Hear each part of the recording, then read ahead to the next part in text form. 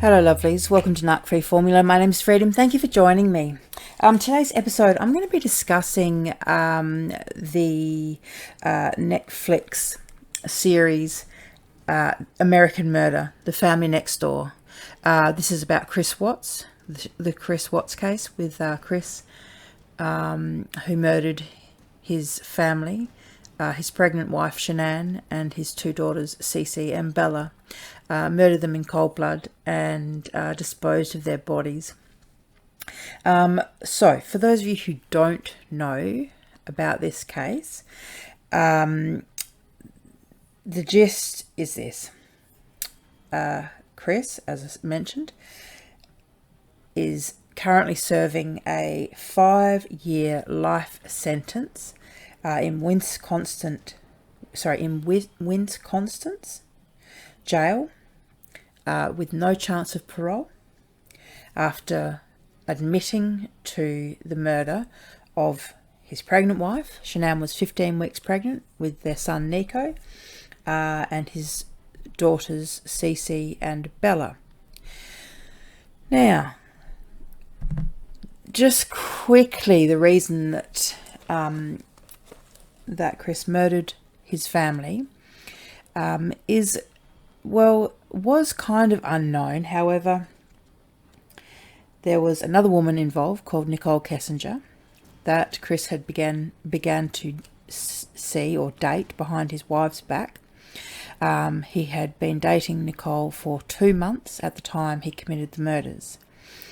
Now, I wanted to talk about a couple of things, not just about this case, but I wanted to talk about the fact that there are so many women who are writing to Chris Watts in jail, knowing full well that he has been found guilty. He has admitted to murdering his wife and children. He's been found guilty of murdering them and murdering them in horrific circumstances, absolutely horrific circumstances.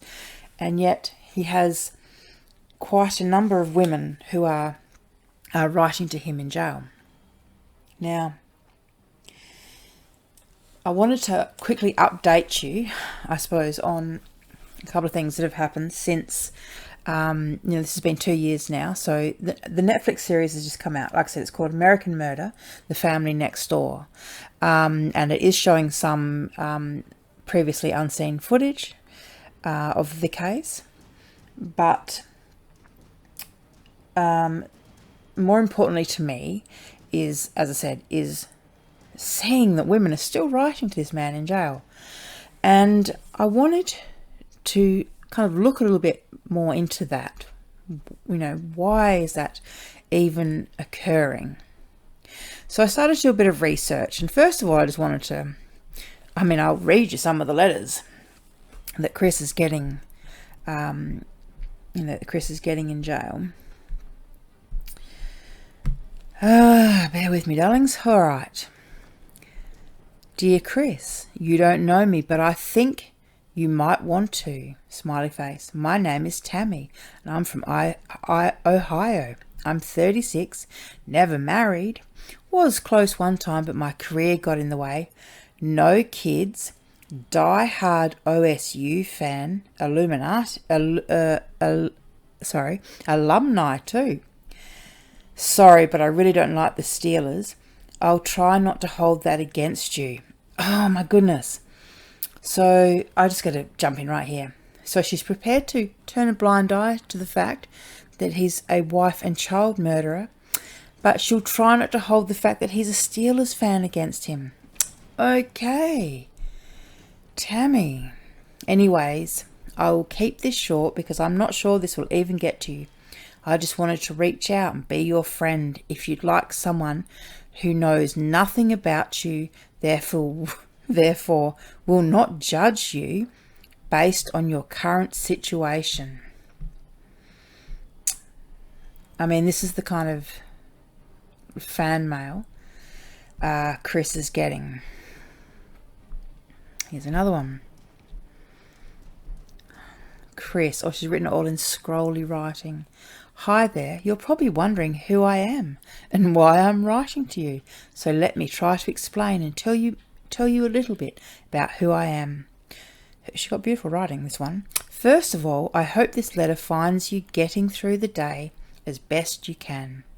My name is Hannah, and I've been the property of DOC since June 2014. Oh, so they're both jailbirds. That's nice. I've been following your story for the past few days and just really felt the need to tell you that you've got a complete stranger hoping you're doing all right and sending you lots of good energy as you start down this path. You are not alone. Without going into too much detail right now, I'm sitting on a 13-year sentence for a financial crime, and I will see parole in November. Oh, guess what? You're out of luck, love. He's not going to ever see parole. However, my case was high profile, and I can tell you right now that the media makes the worst situations into hell. I think that's why I felt this connection to you, because the coverage and assumptions of you and your case already has made me feel irritated for you. Feel irritated for a man who killed his children. That's nice. I hope that makes sense. No, it doesn't. I can only offer you this advice, Chris. Don't talk to any type of media. They all suck. They will beg for interviews, then try to come and see you in jail, and then pull out all the stops for a few words for you. Blah, blah, on she goes. All right. This one's even given him some hashtags. Hashtag Team Chris. Hashtag Chris is innocent. No, he's not actually, love. Hashtag you got it wrong.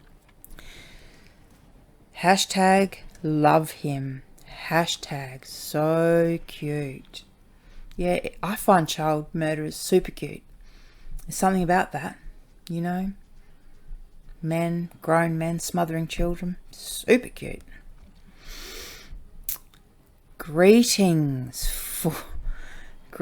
from New York, Chris. I wanted to send you a greeting card, but I have no idea what the mail rules are over there, so I'm playing it safe with a boring letter, smiley face. At least I hope it's not boring. You're probably being bombarded with mail, huh? I hope I haven't invaded your space by reaching out. That's not my intention at all.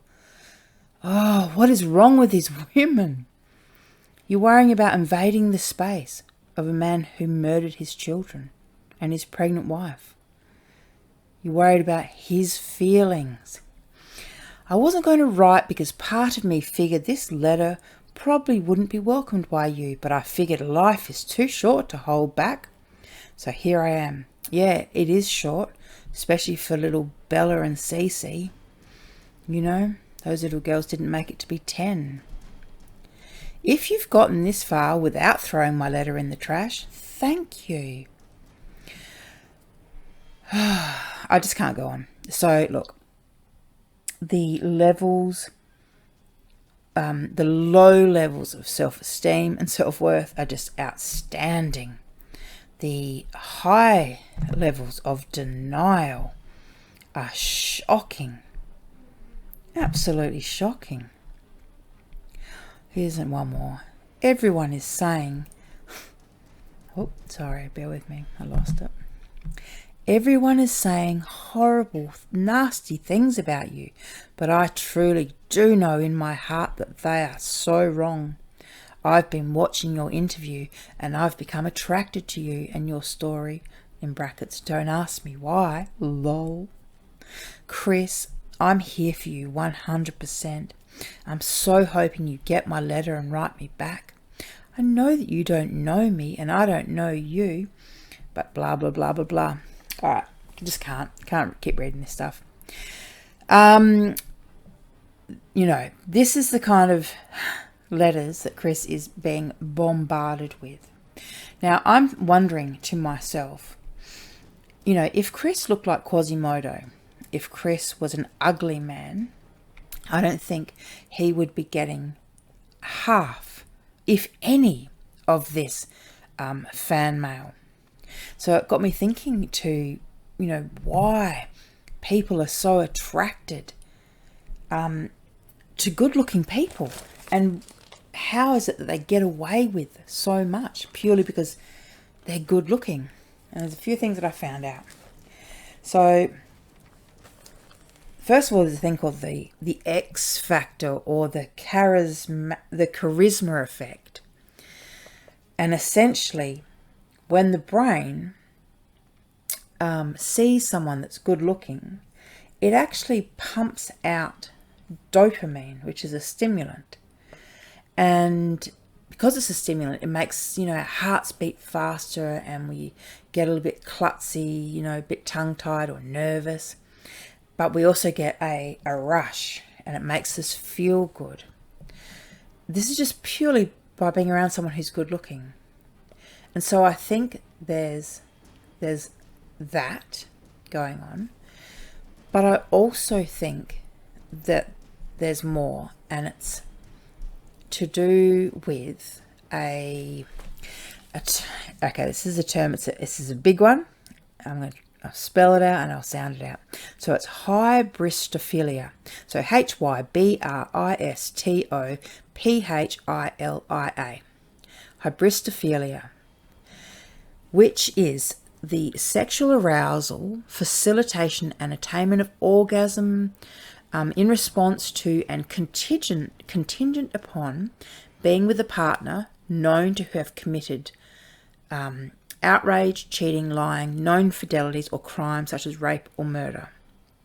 So this is people exactly like Chris Watts. So many high-profile criminals, particularly those who have committed atrocious crimes, receive fan mail in prison from women who are admiring these criminals and are wanting to either have sex with them or marry them.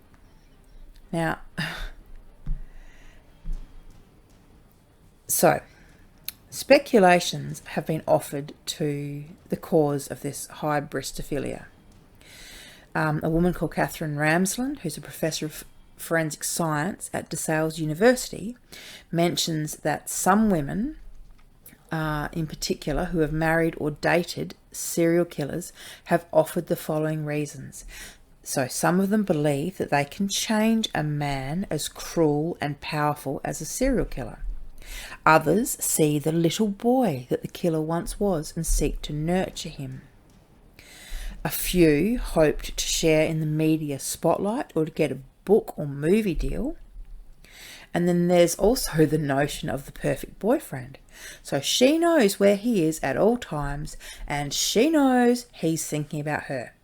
So while she claims that someone loves her, she can claim that someone loves her, she doesn't have to endure the day-to-day issues involved in most relationships. So there's no laundry to do, no cooking, no accountability to him. She can do whatever she wants.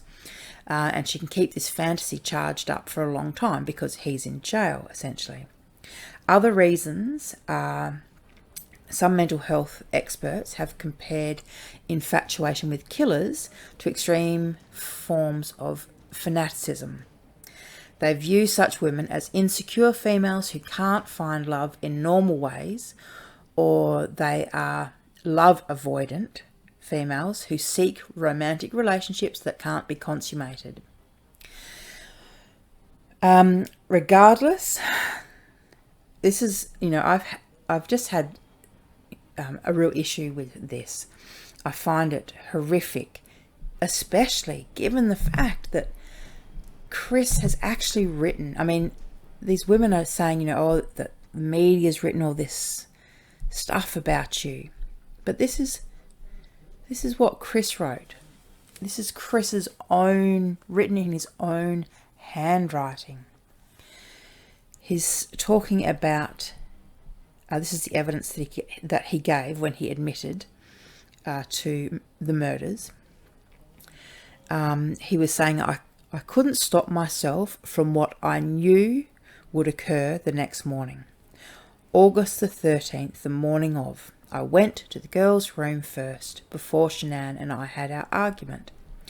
I went to Bella's room, then Cece's room, and used a pillow from their bed. That's why the cause of death was smothering. After I left Cece's room, then I climbed back in bed with Shanann and our argument ensued. After Shanann had passed, that's a nice, gentle way of putting it, after I murdered Shanann, so after Shanann had passed, Bella and Cece woke back up. I'm not sure how they woke back up, but they did. It makes the act that much worse knowing I went to their rooms first and knowing I still took their lives at the location. The reason the medical examiner found OxyContin in Shanann's system is because I gave it to her. I thought it would be easier to be with Nicole if Shanann wasn't pregnant. If the world knew of that, I'm pretty sure a new petition would be started to have me put to death, or I would be killed in prison if I ever got transferred from this institution. This is an excerpt from one of the women who was writing to him, Shanann Cadle. She was writing to Chris in jail, and she has since compiled a book called, bear with me, Letters from Christopher. So Shanann Cadle wrote Letters from Christopher, and in it she outlined Chris's motivations for killing his family, and Chris claimed that Nicole Kessinger, the one he'd known for 4 weeks, the one he'd been dating for 4 weeks, that she was his soulmate, and that he'd tried to force Shanann to have a miscarriage. So that's there, written in his own handwriting, and still he's got these women writing to him in jail. I mean, as I said, I just keep thinking, if Chris looked like Quasimodo, or if Chris was an ugly man, would any of that be happening? And why is it that good-looking people can get away with murder? I mean, quite literally, there has been serial killers in the past who have used their looks. Ted Bundy was one. Ted Bundy used his looks to attract his victims. Because for some reason in our minds, I mean, maybe it's that, we're told that, of strange and dangerous children, we're told that, to be careful of strangers and people that we don't know. And so in our minds, we always imagine, dangerous men as being, nasty looking, mean looking. But in actual fact, they can look like Chris Watts. And I mean, anyone who's seen Chris Watts would see that he was a very average looking man, but Shanann obviously encouraged him to lose weight, do the fake tan, whiten his teeth, get his fashion sense together, shave his hair. So she created a Chris 2.0 that managed to get him Nicole Kessinger, and now, like I said, despite the fact that he's murdered 3 people and is in jail doing 5 life sentences with no hope of parole, he still has women writing to him. Anyhow, darlings, the good news is Nicole Kessinger, even though Chris assumed that Nicole was going to still be there for him, apparently Nicole Kessinger is not waiting for Chris at all, and has, as America's most hated woman, has joined the witness protection. Apparently she gave enough evidence against Chris to put him in jail for 5 life sentences. So yes, she has left her town. She's got an assumed identity, and no one knows where she is, essentially. But Chris is not coming. There's been some rumours about him appealing his case, and that's not happening. Chris is never going to get out of jail. But women will continue to write to him, and I'm going to remind you all of the movie The Paper Boys, with Nicole Kidman in it, and her character in Paper Boys is a woman who is writing to a man in jail for murder, and she with the help of some journalists manages to get him out of jail, and subsequently she ends up being one of his victims. So I just want to remind any woman, if there's any woman out there who's listening to this, who's writing to a man in jail, you need to really stop and look at why you're doing what you do, because it's dangerous. I mean, these men are in jail for a reason. Chris Watts is in jail for a reason. All right, lovies. Thank you for listening, and get nut free and stay nut free.